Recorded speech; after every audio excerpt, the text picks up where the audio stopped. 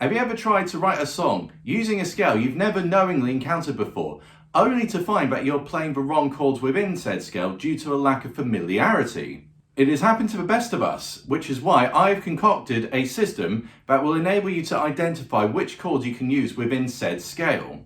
But as a disclaimer, I need to establish that this exercise is predominantly focused on discovering which major and which minor chords you can discover within the scale that you are trying to learn, and will not focus on extensions such as the major 7 or the sus2 flavour.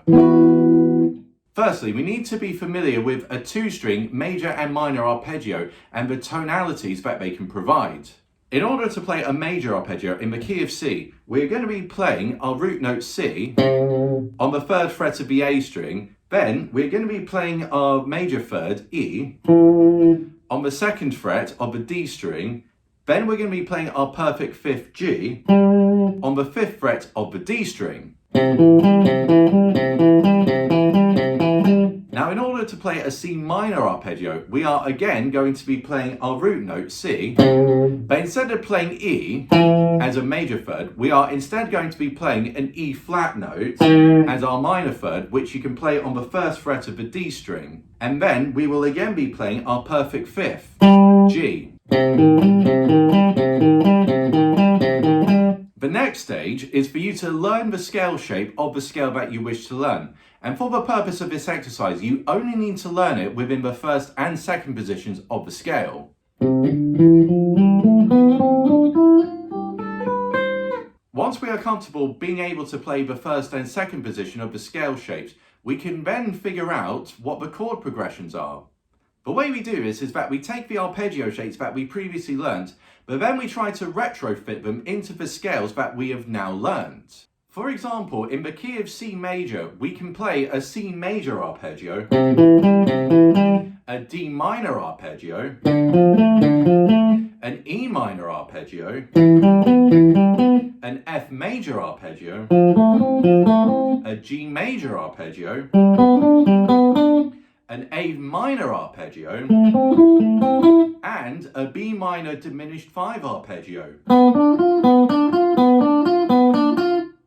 Now, it is important to note that certain scales can facilitate both major and minor versions of the chords that the scale can provide. One example is the harmonic major scale, which features a minor 6th degree as opposed to a major 6th degree.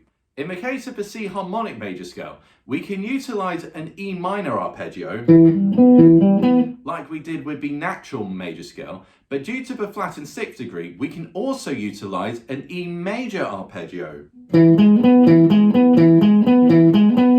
Another example is the half-step, whole-step variation of the diminished scale, which features both minor 3rds and major 3rds. Now, before ending the video, I should establish that you may encounter certain instances where you can't play a perfect 5th within your arpeggio shape, and you may instead encounter a flattened 5th or a raised 5th.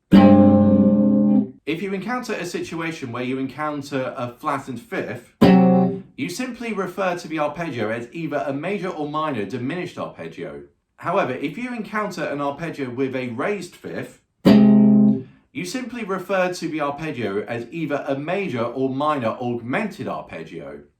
Well, I hope you found this video informative and entertaining. If you did enjoy it, leave a comment in the comment section below, and why not subscribe and give it a like while you're at it. I've been EP Guitar, and I'll hopefully see you in the next video.